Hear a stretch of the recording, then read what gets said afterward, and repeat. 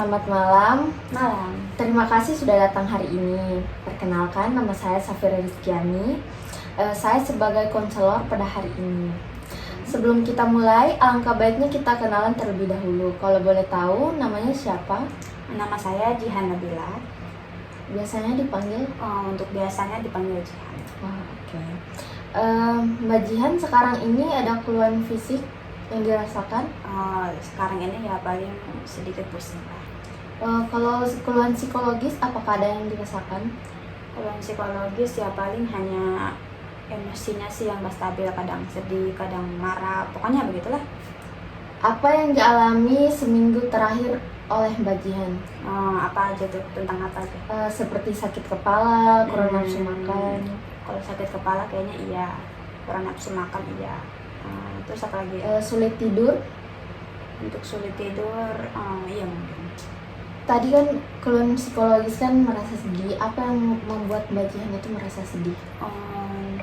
Yang membuat saya merasa sedih itu karena ya hubungan saya ya beberapa minggu terakhir ini yang membuat saya itu emosinya jadi nggak stabil. Ya kalau istilah kata ya toxic relationship. Bagaimana perasaan Mbak Jihan akhir-akhir ini dalam hubungan dengan pasangan? Ya itu tadi ya nggak sesuai, kadang bisa bahagia, kadang bisa sedih, kadang bisa marah, pokoknya ya nggak stabil lah.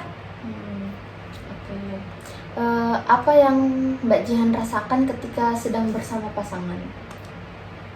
Tergantung sih, kalau misalkan saat ini ya, saat kita lagi nggak ada masalah atau mungkin lagi adem ayemnya, nah itu ya kita ngerasa ya fine aja, senang, bahagia, ketemu. Tapi kalau misalkan lagi ada masalah ya itu kita berantem lah, apa aja bisa diungkit kembali masalah yang kemarin atau semuanya ya. Makanya itu ya saya sedikit apa ya, kalau tadi di keluhan simptom beberapa minggu terakhir stres ya. Apakah pasangan Mbak Jihan itu sering membatasi untuk bertemu teman? Iya, tapi konteksnya seperti ini. Itu konteksnya itu hanya untuk lawan jenis.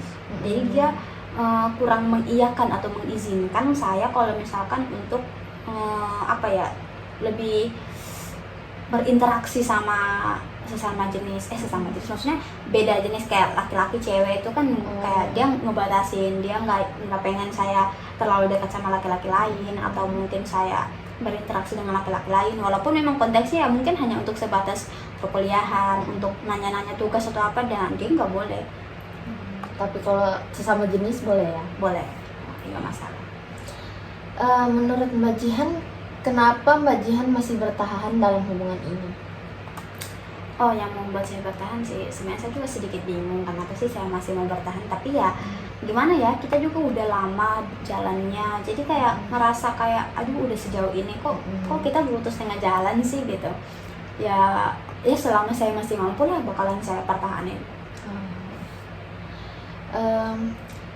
Sejak Mbak Jihan menjalani hubungan ini, apakah ada perubahan pada tubuhmu, misalnya susah tidur, lelah, atau tidak nafsu makan? Nah itu semuanya input, itu masuk semua. Kayak susah tidur, itu malamnya ya mungkin kita lagi ada masalah malamnya, makanya nggak diberesin, apalagi nggak diberesin masalahnya. Nah itu yang buat saya nggak bisa tidur. Mau makan pun juga kayak nggak ada nafsu makan, kehilangan minat untuk melakukan sesuatu yang biasanya saya mungkin lebih banyak beraktivitas, jadi minim beraktivitas. Saya hanya sendiri di kamar, mengurung diri, nggak pengen ketemu sama orang, berinteraksi dengan orang. Bahkan ya untuk diriku sendiri ya otomatis ya, yang kalau ke fisik ya jatuhnya ya kayak berat badan bisa turun, sering mengalami gangguan asam lambung. Tapi untuk seminggu terakhir sih masih belum ada sih kalau untuk asam lambung. Kalau misalkan sulit tidur ya, nafsu makan berkurang juga iya. Nah itu yang membuat berat badan saya turun. Nah jadi itu kayak dihikis secara psikologis maupun fisik gitu tadi. Menurut Mbak Jihan, apakah hubungan ini lebih sering membuat Mbak Jihan bahagia atau lebih justru terluka? Kayaknya itu mungkin sedikit dalam, kayaknya mungkin lebih banyak terlukanya. Kalau di akhir-akhir ini ya, belakangan ini yang membuat saya merasa frustasi, makanya saya datang ke tempat banyak untuk bercerita atau menukar pikiran, mungkin bisa, mungkin ya. Tapi ya itu sih yang membuat saya datang ke sini ya, karena ya itu tadi. Hal kecil apa yang bisa Mbak Jihan lakukan untuk mulai menjaga diri Mbak Jihan sendiri? Kayaknya untuk menjaga diri, kayak misalkan dia ngelakuin sesuatu nih, tapi saya kayak ya udah sih, ya lebih ke tipe yang pasrah aja, bukan yang saya mau jaga diriku. Sejauh ini kan dia nggak ada yang sampai kekerasan secara fisik ya, mungkin kalau verbal mungkin ada, tapi untuk saya menjaga diriku ya udah, saya pikirin kayak oh ya sudah, apa yang dia bilang ya udah cukup didengerin aja, nggak usah dimasukin ke hati. Tapi walaupun seperti itu ya apa ya, nggak bisa bohong juga toh kan, masih bisa masuk ke dalam hati, masih bisa jadi bawa pikiran, masih bisa jadi apa ya, sesuatu yang mengganjal di dalam hati, pokoknya begitulah. Jadi yang untuk saya menjaga diriku untuk tetap apa ya, masih tetap oke ya, masih tetap mau ya berusaha berinteraksi atau mungkin melakukan aktivitas, apalagi saya kan kuliah tuh kan. Jadi ya saya sebisa mungkin ya mikir ya udah sih, kalau misalkan kayak gitu ya udah. Bagaimana hubungan Mbak Jihan dengan pasangannya belakangan ini? Ya itu tadi, hubungan kita ya kalau misalkan beberapa minggu terakhir ya memang yang udah yang kayak apa ya, bukan dikatakan sesuatu hubungan yang sehat lagi, jadi kayak udah nggak sehat. Saya dibatasi untuk berinteraksi dengan lawan jenis, jadi relasi saya itu semakin mengecil, semakin sempit ya. iya. Dan ya itu tadi, banyak larangan dari dia, ini itu banyak juga sesuatu yang dia tekankan kepada saya. Dia mungkin mengatai saya secara apa ya, kasar, dia secara verbal, itu yang membuat saya pikir kayak oh hubungan ini udah nggak sehat lagi nih. Tapi yang jadi masalahnya ya saya nggak bisa berhenti dari hubungan itu ya, karena mikirnya kayak aduh, aku kayaknya tuh nggak bisa sih kalau tanpa dia gitu, apalagi kan kita udah lama bareng kan. Jadi ya aku bisa nggak ya ketemu orang yang memang dia bakalan bisa apa ya, memperlakukan aku sebaik dia. Jadi aku masih ya kayak ragu kalau misalkan masih ada orang baik enggak ya setelah ini gitu, makanya aku masih bareng sama dia. Okay. Kalau Mbak Jihan menggambarkan hubungan sekarang itu seperti apa bentuknya? Ya bentuknya sih ya sesuatu yang memang udah nggak ada arahnya ya, bukan sesuatu hubungan yang kan biasanya kan hubungan kan ada tujuannya kan. Iya. Nah itu kalau dia, aku mikirnya kayak udah nggak ada tujuannya lagi sih, ya udah kita sama-sama bareng ini ya Jalanin karena aja ya? karena hanya tinggal jalanin aja sampai mungkin kita sama-sama capek di titiknya masing-masing lah. Karena kalau setiap saya juga minta putus, kadang juga saya apa ya, punya apa ya, terbesit pikiran pengen udahan nih sama pasangan saya. Nah tapi dia juga sendiri nggak mau, walaupun memang kadang dia yang melakukan kesalahan toh. Kayak misalkan dia ngelarang aku ke lawan jenis, berinteraksi, bersosialisasi. Nah sedangkan dia sendiri sangat apa ya, mungkin dia lebih dekat lagi dengan cewek atau gimana, dia lebih sering dekat sama cewek. Nah sedangkan saya dibatasi, jadi saya mikirnya kayak oh udah nih, udah emang nggak ada lagi hal yang perlu dijadikan tujuan, ya memang kita sama-sama ngejalanin aja karena capek gitu. Apakah Mbak Jihan sering merasa tenang atau justru tegang saat bersamanya? Ya kalau saya bilang tadi itu ya, kalau misalkan saya bisa tenang karena kita lagi nggak ada masalah. Kalau misalkan lagi ada masalah atau mungkin saya yang melakukan kesalahan, atau karena dia kan banyak nih batasan-batasan yang dia kasih ke saya. Nah jadi kadang kalau misalkan saya melewati batasan itu, otomatis saya salah dong. Nah berarti ya dia bisa marah. Karena dia marah ya makanya saya tegang, saya bisa takut karena saya nggak tahu apa aja yang bakalan dia lakukan.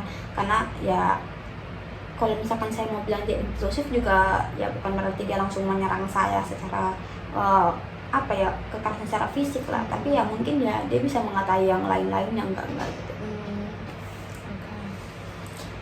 Bagaimana pasangan Mbak Jihan bereaksi kalau Mbak Jihan punya pendapat yang berbeda dengannya? Ya itu tadi, dia sering merasa nggak terima dengan apa yang saya katakan. Tapi kalau misalkan untuk apa yang dia katakan, saya harus bisa terima nih, gitu.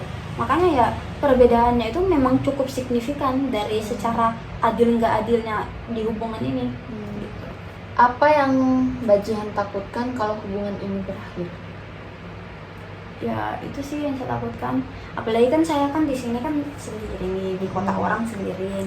Nah saya benar-benar kenalnya yang ada satu orang yang saya kenal di sini yang lebih dekat dengan saya secara emosional, atau kan lebih dari teman saya yang ya jelas pasangan saya. Nah itu yang membuat saya merasa kayak ya udah sih, pertahankan aja. Oke.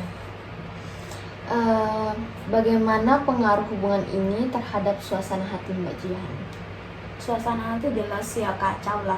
Kalau misalkan udah beberapa akhir ini ya udah kacau, udah bukan suasana hati yang lagi senang gembira apa gimana.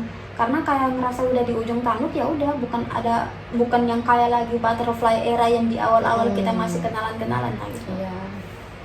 Apa yang Mbak Jihan pelajari tentang hubungan ini? Jelas yang saya pelajari ya, saya merasa merasa dibatasi berinteraksi itu yang membuat saya itu kayak merasa kayak ini nggak bisa ini, karena manusia kan makhluk sosial kan, otomatis dia perlu berinteraksi dengan satu sama yang lainnya, walaupun dia sesama jenis ataupun beda, harusnya ini nggak diinginkan, nggak ada batasannya kan.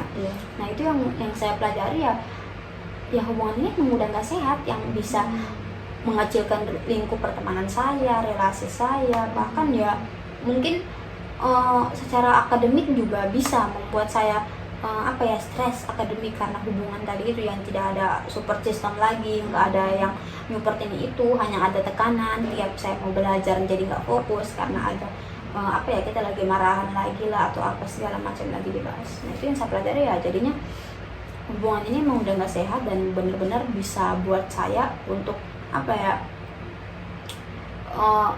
merasa lebih rendah. Apa kegiatan positif Mbak Jihan yang membantu untuk menenangkan diri? Kegiatan positif ya paling saya coba obrolin lah dengan teman saya, tapi ya jelas loh kan teman saya, jadi saya nggak bisa obrolin banyak nih cerita tentang pasangan saya seperti apa, karena ya saya juga nggak mau umbar pasangan saya kan. Jadi ya memang hanya untuk mengeluarkan emosi, walaupun emang nggak semua yang dikeluarin ya. Jadi hal positif yang saya lakukan yaitu saya coba cari orang yang mau dengerin saya, yang mau jadi teman cerita saya, yang bisa buat saya merasa lebih baik.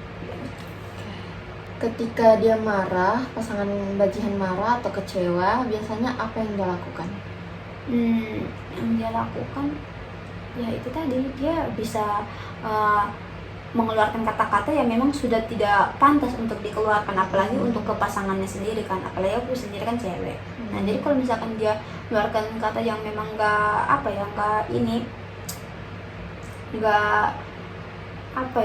maksudnya kayak nggak masuk di akal lah gitu, yang nggak pernah aku lakuin, mungkin dia bisa bakalan nuduh aku macam-macam, bilang aku ini itu yang padahal aku sama sekali enggak.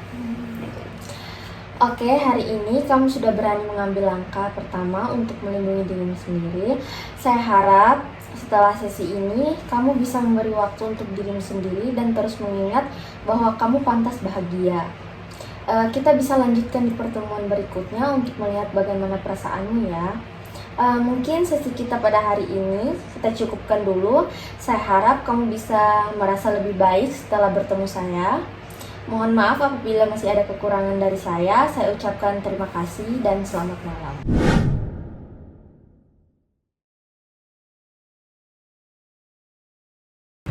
Selamat malam, perkenalkan saya Jihan sebagai konselor pada hari ini. Sebelum kita mulai, saya ingin kenalan dulu sama mbaknya biar kita nanti ngobrolnya lebih santai ya. Kalau boleh tahu nama mbaknya siapa? Biasa dipanggil siapa?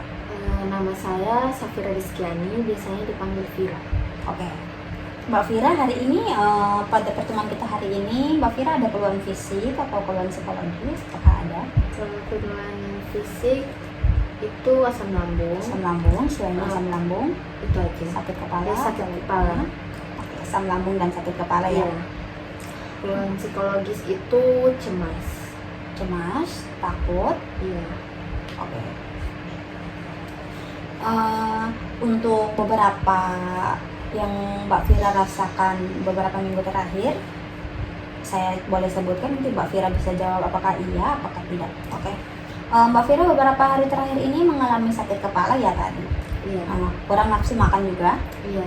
Oke. Sulit tidur apakah mungkin? Iya. Cemas? Iya. Iya. Gangguan perut? Iya. Sama. Sedih? Iya. Sulit mengambil keputusan? Kehilangan minat? Iya. Apakah termasuk? Oke. Mbak Vira beberapa hari ini mungkin mudah lupa atau bagaimana? Iya. Mudah lelah juga, mudah marah Iya. karena tadi emosinya ya, mudah tersinggung, Iya. mimpi buruk, Iya. tidak percaya diri. Enggak. Oke. Tadi kan Mbak Vira bilang kan cemas, takut. Saya ini pengen tahu apa yang membuat Mbak Vira merasakan hal itu. Yang membuat saya merasakan hal itu awal mulanya itu karena trauma masa lalu, kayak dijauhi teman-teman, dikhianati, sampai dibully gitu. Oke. Kalau misalkan tadi dari cerita Mbak Vira pernah dibully, boleh ceritakan sedikit gimana kejadiannya waktu itu? Kejadiannya waktu itu sih cuma masalah sepele ya, cuman ya biasanya kayak masih anak-anak kan, masih SD sekolah dasar, itu kayak suka sama orang yang sama. Oh iya. Terus mereka kan gak terima, jadi ya mereka kayak mungkin iri hati atau apalah, Terus saling menghasut, terus membuli. Oke. Kalau misalkan pada saat itu bagaimana perasaan Mbak Vira perasaan saya saat mengalami hal itu? sedih sih, sama takut juga, cemas. Takut karena tadi mereka banyak ya? Iya, soalnya mereka banyak. Berarti pengalaman tadi tuh membuat Mbak Vira merasa membekas sampai sekarang ya? Iya. Bagaimana biasanya Mbak Vira bersikap saat ada lingkungan pertemanan sekarang? Bersikap di pertemanan itu sekarang itu lebih hati-hati sih, supaya nggak keulang lagi masalah yang sama, apalagi masalah laki-laki ya? Iya. Oke. Apakah Mbak Vira merasa sulit berbaur dengan orang sekitar? Iya, sangat sulit. Itu butuh waktu yang lama. Oh, berarti bukan yang instan, yang supel dengan orang yang langsung bisa Iya. akrab, humble. Oke. Apa yang Mbak Vira rasakan kalau harus mulai ngobrol atau mulai bergabung dalam satu kelompok yang baru? Yang saya rasakan itu cemas sih, sama kepikiran gitu, harus mulai dari mana gitu. Oke. Mulai pertemanan ini gitu. Memulai sebuah percakapan ya, obrolannya. Apakah kadang Mbak Vira merasa takut untuk disalahpahami atau takut orang lain tidak suka sama kamu? Iya, sering, karena takutnya ini kan orang kan nggak cocok sama kita gitu, jadi kita lebih hati-hati sih. Oke. Berarti masih merasa takut ya untuk orang lain suka nih sama aku apa enggak? Iya. Oke. Yang biasanya Mbak Vira pikirkan tentang dirimu saat berada di sekitar teman apa nih? Apa yang kamu pikirkan tentang dirimu saat berada di sekitar teman-teman kamu? Pikirkan Apakah merasa diri bisa atau bagaimana? Bisa, cuman kadang kayak gimana ya, harus menyesuaikan dengan teman-teman gitu, biar lebih enak. Jadi pikir ini saya bisa tidak ya begitu? Iya, gimana harus menyesuaikan dengan mereka biar masuk gitu. Oke. Jadi kayak pikir strateginya ya. Kalau merasa khawatir atau diabaikan atau merasa diremehkan, apakah Mbak Vira merasakan? Kalau khawatir sama diabaikan itu, khawatir akan diabaikan gitu? Iya, merasakan, karena ini yang tadi kan luka lama itu. Oke. Bagaimana kalau misalkan Mbak Vira menenangkan diri saat merasa cemas di lingkungan sosial? Menenangkan diri itu dengan melakukan hobi kayak seperti nonton drakor atau bersama pasangan, itu termasuk menenangkan diri. Tapi kalau misalkan posisinya Mbak Vira berada dalam lingkungan atau kelompok begitu, bagaimana cara Mbak Vira biasanya kalau misalkan cemas, bagaimana cara mengatasinya? Cara mengatasinya menggunakan pikiran sendiri. Iya. Menenangkan pakai hati sendiri. Iya, menenangkan pakai hati sambil ini juga bermain HP. Oh, menenangkan. Oke. Mm-mm. Oh, mengalihkan fokus Iya, dengan HP. Oke. Iya. Menurut kamu, apakah semua teman kamu sama seperti orang yang pernah membeli kamu dulu? Enggak. Soalnya kalau teman yang sekarang kan beda sifatnya juga. Kalau kita juga mau bicara sesuka hati itu kan kayak dibawa bermain gitu, dibawa bercanda. Iya. Kalau teman yang dulu kan mereka terlalu serius gitu bawaannya. Jadi apa-apa makan hati ya, keki dimasukin ke hati, jadilah masalah lagi. Iya. Oke. Kalau kamu melihat diri kamu sekarang, apakah sudah ada perubahan dibanding kamu waktu dulu dibully? Iya, ada perubahan. Dulu itu saya lebih bisa dikatakan introvert sih, lebih susah bergaul sama lingkungan sosial. Kalau sekarang ya belajar bisa lah. Oke. Apa yang Mbak Fira pelajari tentang dirimu setelah melalui semua itu? Yang saya pelajari itu sih yang tadi, lebih berhati-hati kalau iya. ngobrol sama orang. Nggak bisa sembarang omong, ucap karena takut menyakiti perasaan orang lain. Oke. Biasanya langkah kecil apa yang Mbak Fira lakukan supaya itu bisa lebih nyaman berinteraksi lagi? Berinteraksi dengan teman sekarang. Langkah kecil itu seperti ini sih, ngajak ngobrol, gosip apa gitu. Iya, berarti dibawa santai aja dulu ya gitu, biar lebih nyaman. Kalau teman yang kamu percaya, apakah kamu bisa terbuka sedikit demi sedikit? Iya, bisa. Oke, berarti nggak ada trust issue ya? Iya. Oke. Untuk kegiatan yang bisa bantu kamu lebih percaya diri lingkungan sosial itu kegiatan apa? Mungkin dengan pasangan kamu bisa lebih banyak melatih cara kamu ngobrol sama orang lain. Iya, dengan pasangan, dengan teman juga kayak semakin banyak kita ngomong sama teman itu kayak kita semakin percaya diri. Oke. Jadi dari obrolan hari ini, apa yang Mbak Fira sadari tentang diri Mbak Fira? Yang saya sadari diri saya itu kayak sebaiknya jangan terlalu mengkhawatirkan dari masa lalu gitu. Harus mulai bangkit, belajar. Kalau dijadikan pelajaran iya, cuman kita nggak boleh berlarut-larut dalam situ. Kita harus maju. Kalau begitu aku apresiasi banget nih karena Mbak Fira udah berani ceritain hal yang membuat Mbak Fira sakit dari masa lalu hingga sampai sekarang. Itu merupakan sebuah langkah besar dari Mbak Fira belajar untuk mencoba belajar lebih baik dari sebelumnya.